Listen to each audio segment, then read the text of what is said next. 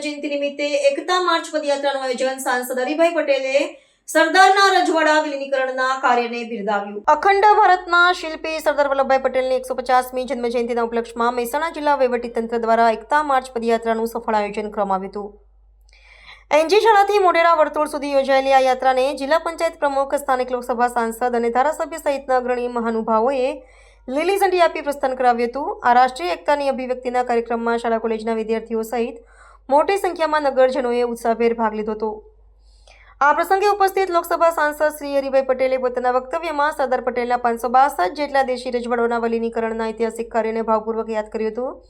તેમણે જણાવ્યું હતું કે સરદારના અદમ્ય સંકલ્પને કારણે જ આજે ભારત એક અને અખંડિત રાષ્ટ્ર તરીકે ઊભું થયું છે. વળી ધારાસભ્ય શ્રી મુકેશભાઈ પટેલ આ પદયાત્રાના આયોજનનો હેતુ પર ભાર મૂકતા કહ્યું હતું કે આ પ્રકારના કાર્યક્રમો યુવા પેઢીમાં રાષ્ટ્ર માટે સમર્પણ અને કર્તવ્યની ભાવના જાગૃત કરવા માટે અનિવાર્ય છે.